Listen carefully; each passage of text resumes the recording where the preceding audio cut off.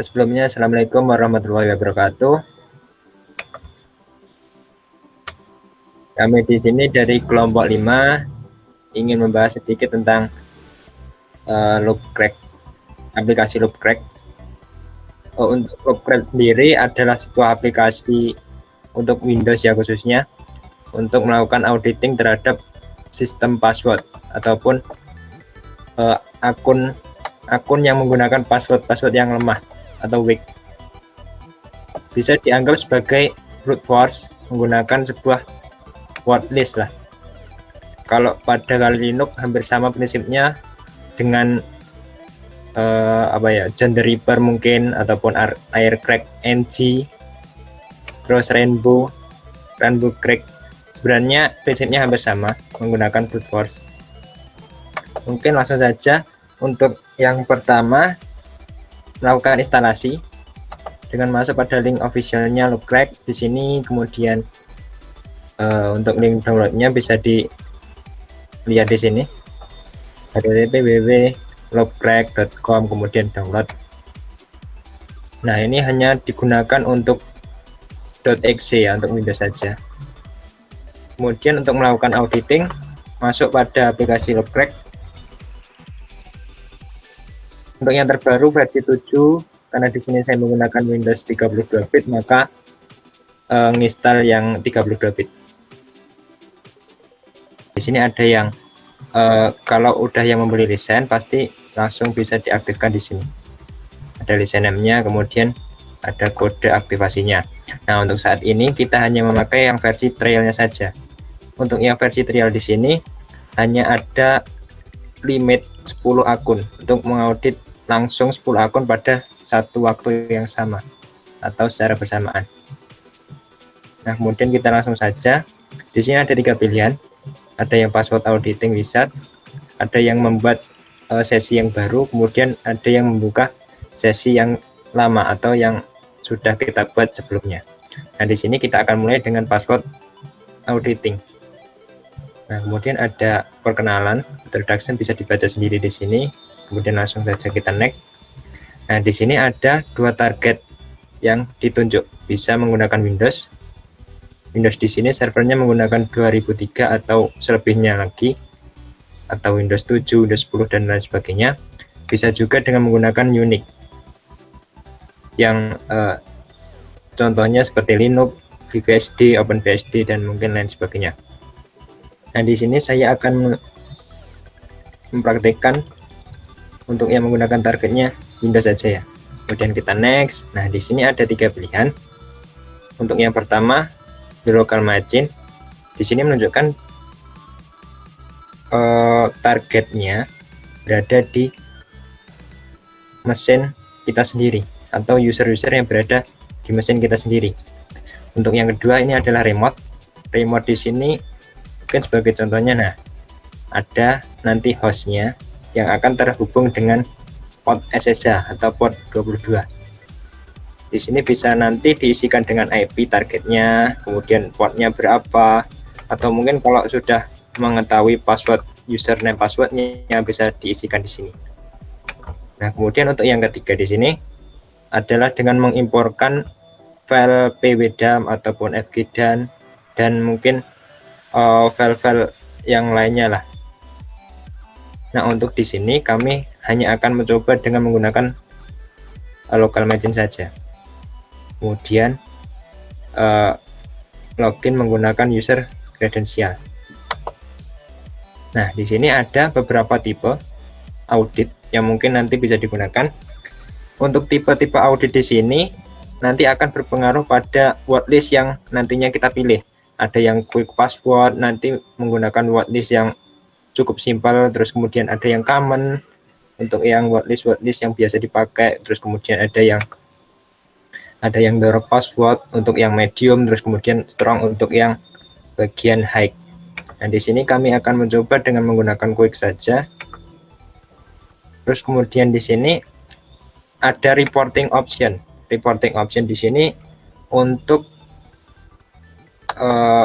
hasil ekspornya nanti bisa kita ekspor ke dalam format CSV, kemudian ada yang HTML, ada yang XML, dan mungkin ada lokasinya juga, di mana mungkin yang reporting option hanya segitu saja. Untuk menampilkan password when auditing bisa dicentang tanggal 3. Kemudian untuk yang display encryption, menampilkan enkripsi password hashing yang nanti akan ditampilkan pada kolom kerja nanti. Kemudian kita next. Nah, di sini ada job scheduling atau penjadwalan, bisa langsung dimulai atau di run saja, atau nanti bisa dilakukan penjadwalan sesuai dengan hari ataupun jam yang telah ditentukan. Kita langsung saja menggunakan run. Nah, di sini untuk hasil akhirnya yang telah kita setting tadi. Di sini kita menggunakan current credential atau yang kita gunakan saat ini. Terus kemudian performnya menggunakan quick atau menggunakan word list yang simple saja. Terus kemudian menampilkan password nantinya, terus kemudian menampilkan hashes, dan untuk yang bagian penjadwalannya langsung di run saat ini. Kemudian kita klik finish. Tadi saya itu sudah membuat beberapa user dan mungkin menggunakan password yang berbeda-beda. Nah, di sini kita lihat apakah password tersebut bisa di brute force oleh si loop crack ini sendiri. Kalau nanti tulisan crack di sini berarti aplikasi loop crack ini berhasil melakukan brute force pada password yang saya buat tadi. Nah, ini untuk yang pertama, untuk username password. Untuk username administrator. Nah, di sini telah tercrack karena tidak saya setting password ya di sini. Untuk yang kedua, username ini antara administrator dan guest tidak ada password, maka dia akan langsung instan bahwa ini tidak ada passwordnya. Terus kemudian untuk username halo, tadi kalau nggak salah di sini saya memakai passwordnya admin. Nah, di sini maka dia akan langsung ketahuan. Terus kemudian untuk yang username user, saya menggunakan ini passwordnya ini, maka akan langsung ketahuan dalam 29 detik. Untuk yang user 1, saya menggunakan QWERTY juga langsung record dalam waktu 9 detik. Nah, sebenarnya yang tadi juga bisa dilakukan pengaturan pada di sini bagian import dan bagian audit. Karena ini prosesnya masih berjalan, mungkin kita tunggu sebentar saja. Masih 66%. Untuk yang belum terbrute force yaitu user biasa, username user biasa.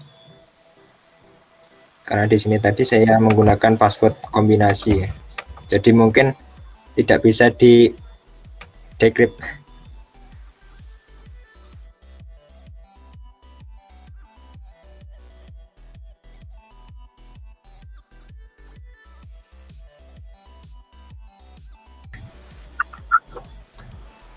Tapi mungkin untuk user password yang bisa di-crack, bisa dilakukan brute force hanya beberapa saja. Ini untuk yang satu user bernama user biasa tidak bisa di-crack karena tadi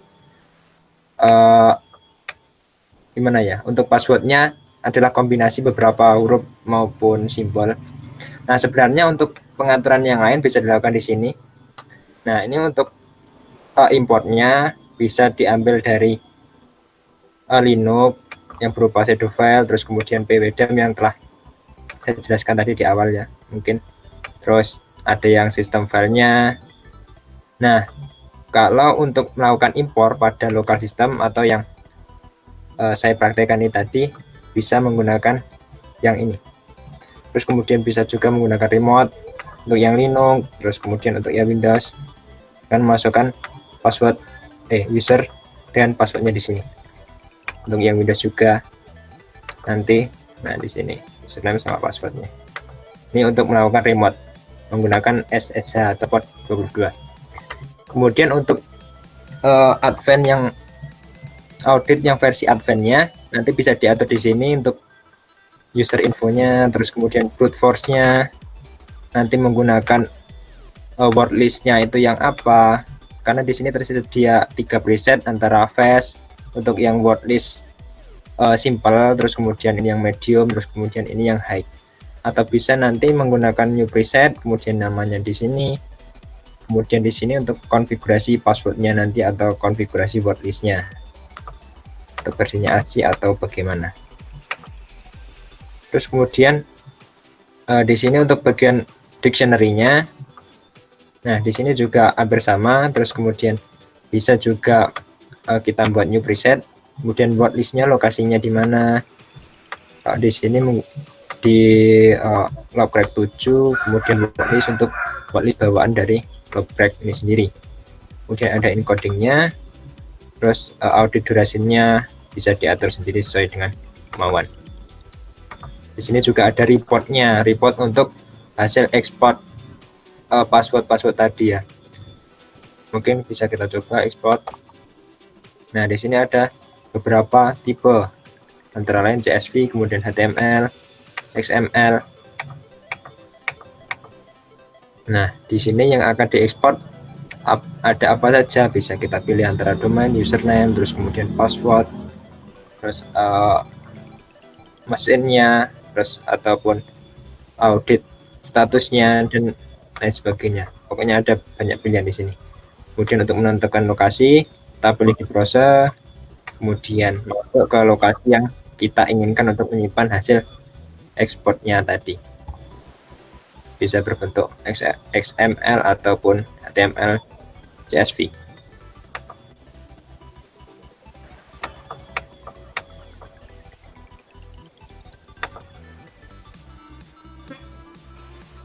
Mungkin penggunaan loadback hanya cukup sekian saja. Intinya adalah loadback ini digunakan untuk melakukan brute force terhadap password suatu user, bisa untuk user yang telah dibuat di local machine ataupun yang nantinya user yang dibuat pada target kita yang kita lakukan remote, baik itu pada OS Windows maupun OS yang berbasis Unix, baik itu Linux maupun FreeBSD dan lain sebagainya. Mungkin cukup sekian penjelasan dari kami mengenai Lovecraft ini sendiri. Apabila ada salah kata, mohon maaf. Assalamualaikum warahmatullahi wabarakatuh.